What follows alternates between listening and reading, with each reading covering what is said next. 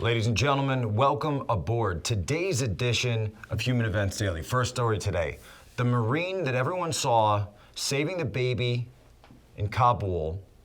He later claimed that he appeared at a Trump rally. He's now been placed under investigation by the U.S. military. Second, what's going on with the spending bills? Manchin and Sinema have blocked it. They say it's too much. We'll get into it. Third, David Hogg, gotta say sorry, buddy, because the new data is out and the trend shows that millennials and Zoomers are actually buying guns even more. And finally, Occult October. A viral tweet from myself has gone out, and I want to respond to all that. All of this and more ahead. Human Events Daily.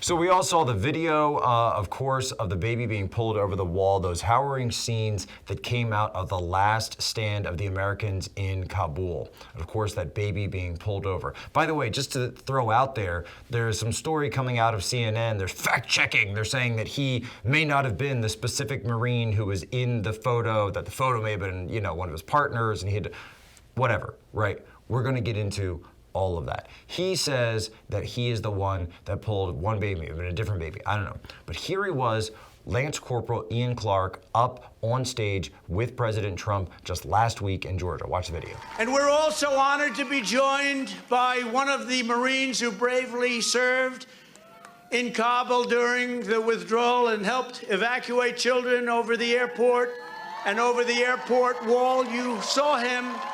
He did a great job, Lance Corporal Hunter Ian Clark. Lance Corporal, come up here. Come up here.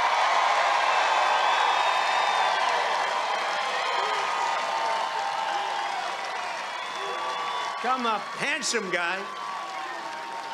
Hunter comes from a military family and went to school right here in Perry, Georgia. Can you believe that? Come on up here, Hunter. You want to say something?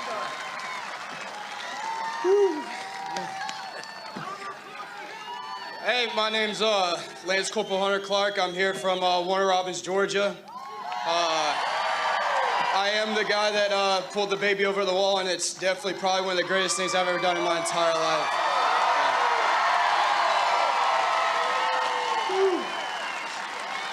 I just want to thank all the support from all y'all. It really means a lot. And I'm glad to be home now today. Thank you.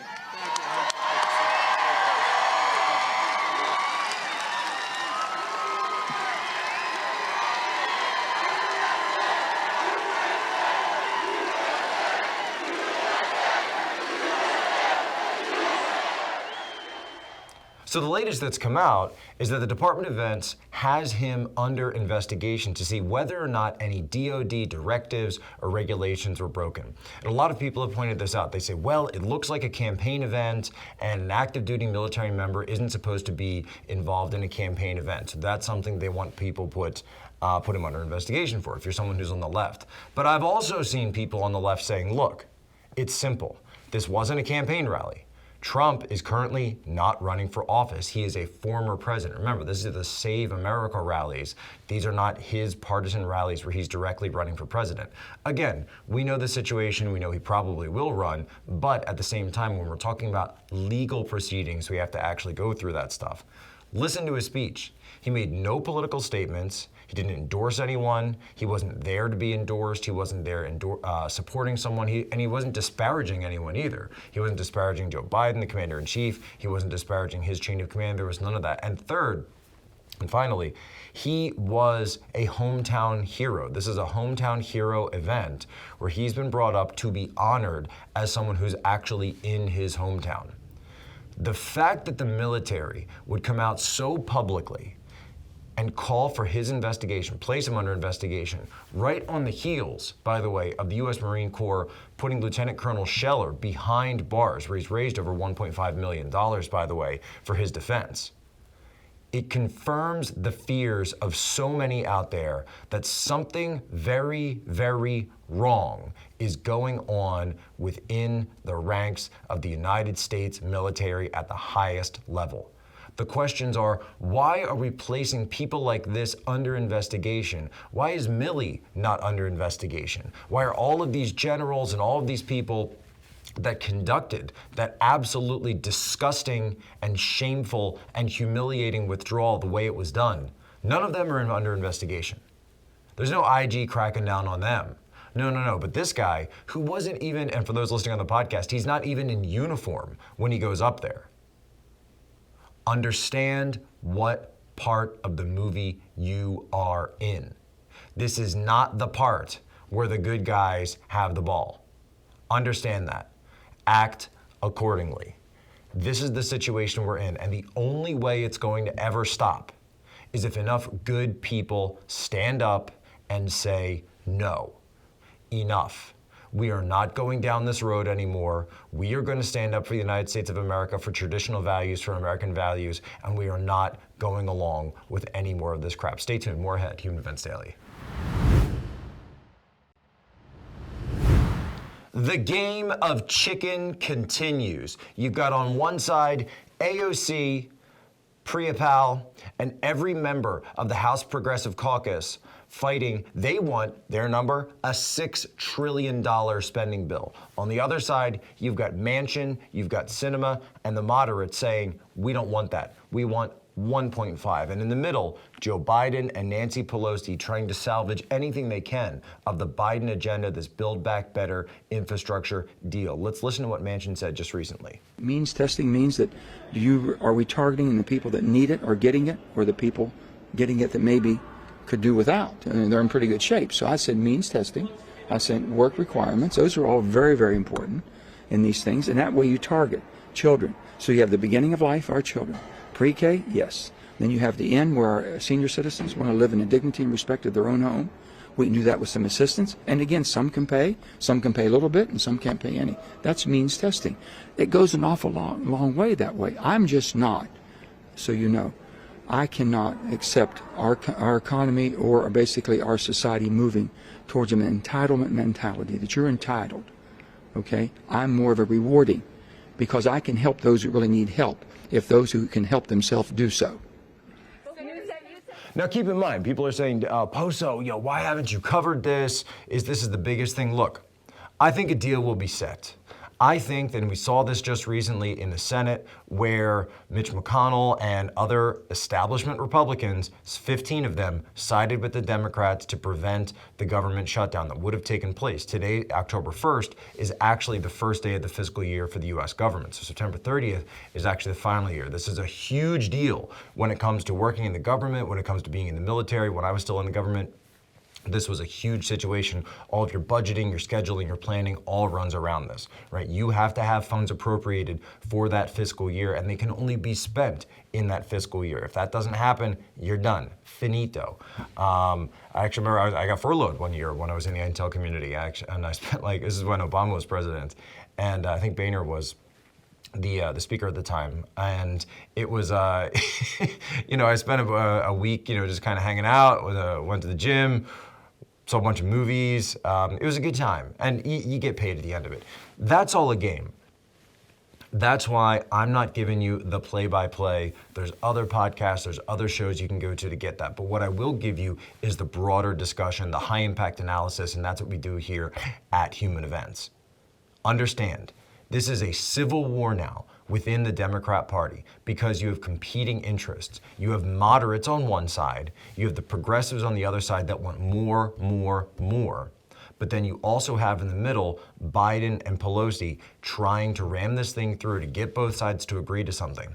But when it comes down to it, here's the question, and if you go through some of the things that Manchin is actually talking about, he's saying we need some sort of fiscal responsibility. He's even talked about, there was a proposal of his that actually was leaked. It was from the summer, it came out just recently, where he was saying, I want to end quantitative easing. I want to end the carried interest loophole. He wants to end a lot of the things that the ruling class, the richest people in this country, have been using to continue to maintain their wealth on the backs of everybody else. Now, AOC She'll go to the Met Gala for $35,000 a ticket, and she'll wear her, her famous, infamous dress, tax the rich and all of this, when she's out there going to one of the richest events in the planet.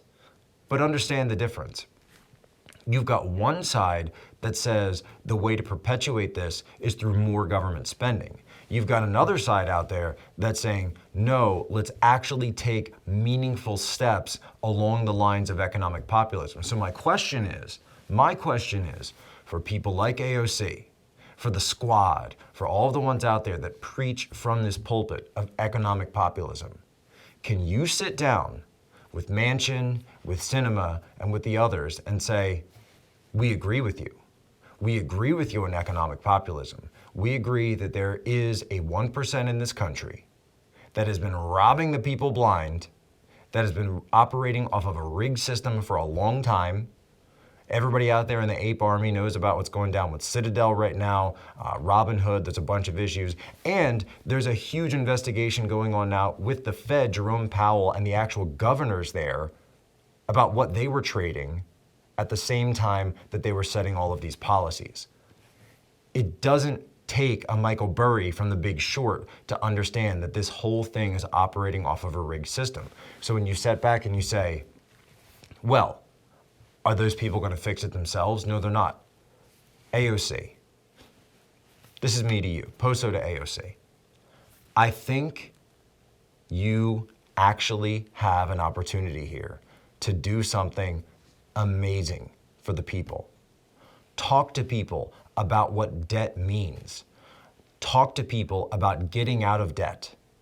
Talk to them about the rigged system and what we can actually do to fix it, to bring jobs back, to bring real wealth back into this country, help people to build it, and stop having all of these loopholes for people out there to get rich off of the system rather than contributing and actually doing something for the people of this country, the people of your district.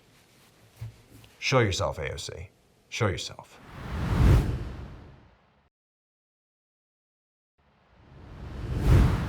The gun grabbers have a little bit of a problem on their hands. New data out, there's a headline, national interest. A lot of people have seen this. The trend has flipped. Millennials are actually buying guns.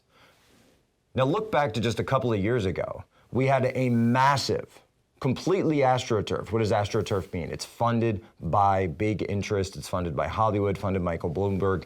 Policy of this platform called March for Our Lives. This was David Hogg. This was the Parkland students. But then an interesting thing happened. The pandemic hit. The anti-police movement started.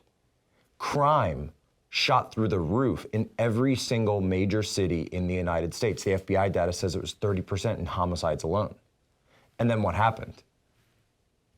People started buying guns. A lot of people started buying guns. And when you look into the national interest story, it shows it's millennials, women, minorities, et cetera, et cetera. So many people are looking at this and saying, you know what? I see what's happening in my country. I see the economic stuff that's going on. I see the medical stuff that's going on, the health lockdowns that we all had to live through.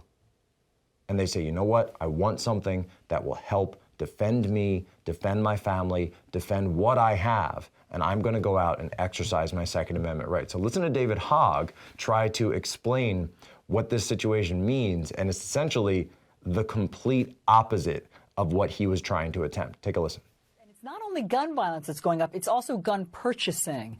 So in just the past year, in 2020, there were nearly 23 million gun sales across the United States. That's up 65% over the year before. And then in January, after the insurrection at the Capitol, there were 2 million gun sales, and that's up 75% compared to the January before that. So what's that about to you? I think it's about fear.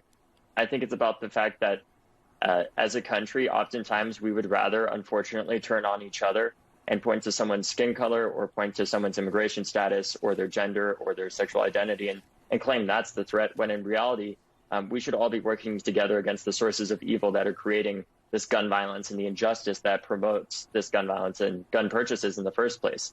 Because the reality is, what's going to help solve this situation is not somebody buying, another AR-15 or another gun.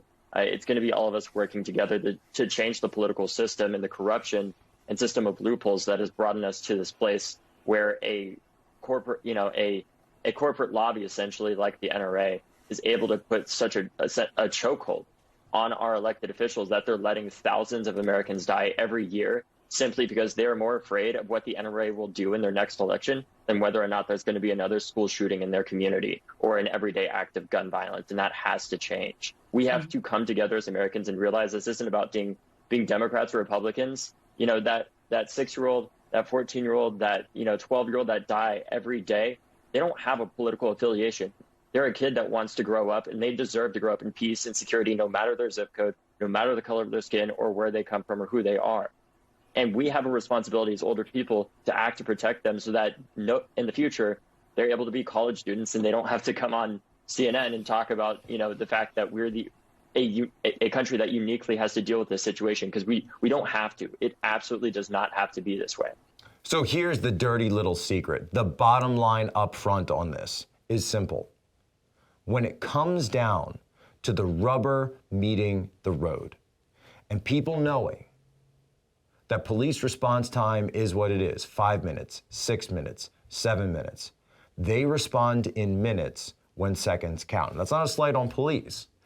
It just is what it is. We live in a real world. And in the real world, that stuff happens in the blink of an eye, in the absolute blink of an eye. And everybody knows it. Here's the thing, everybody knows it. All of those politicians out there, all of those events, they're guarded by armed security because they get it, because everybody gets it. Because in the end, Hobbes is right. Life is nasty, brutish, and short. But you know what? I don't choose to live my life like that, and neither should you. There's an old quote out there that I want to share with you. It says, "Don't be upset that a rose bush has thorns. Rejoice for the fact that a thorn bush has roses." Stay tuned. Human Events Daily continues.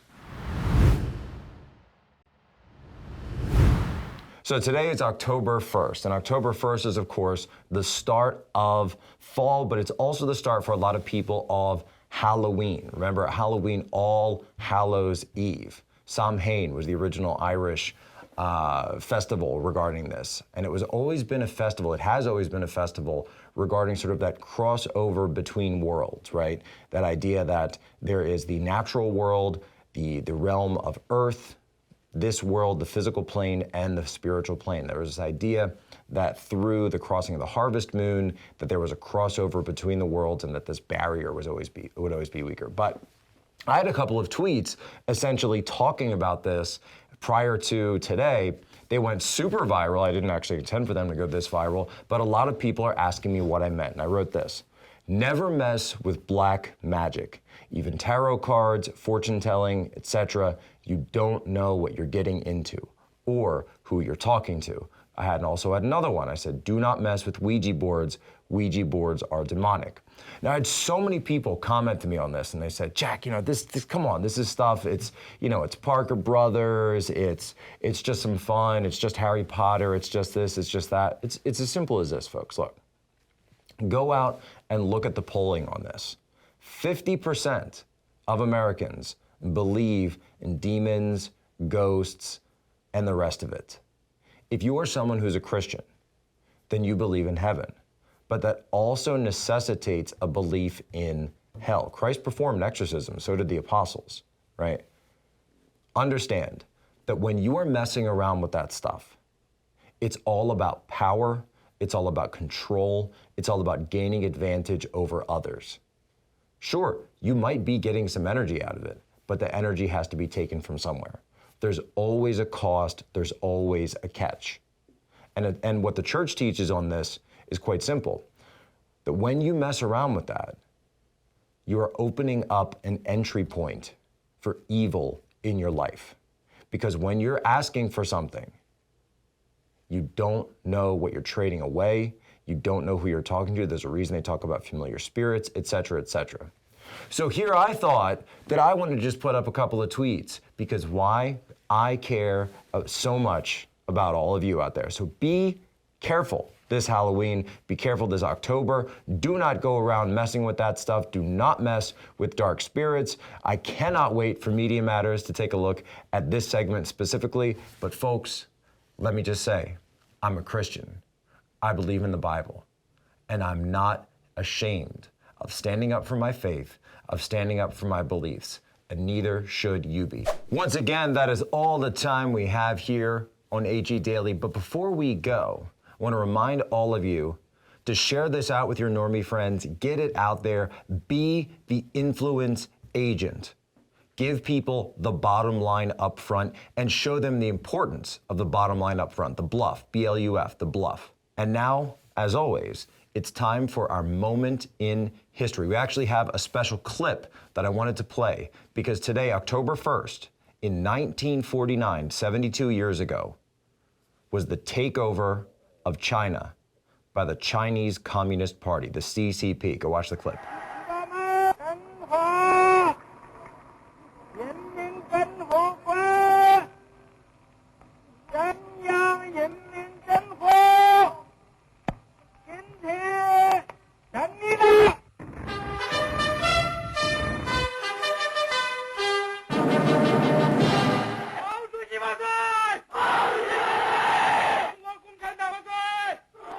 "72 years of communism. That's how long the Chinese people, the Laobaixing, have been living under the boot of the CCP regime. Conservative estimates say that as many as 60 million people were killed by this regime through the Great Leap Forward and the Cultural Revolution. We now know, of course, about the Uyghur situation in Xinjiang. We know about the threats of Taiwan and the subjugation of Hong Kong. So understand this, understand the reality of the CCP now headed by Xi Jinping, and understand that it's time and always to take a stand for freedom. Ladies and gentlemen, as always, you have my permission to lay ashore.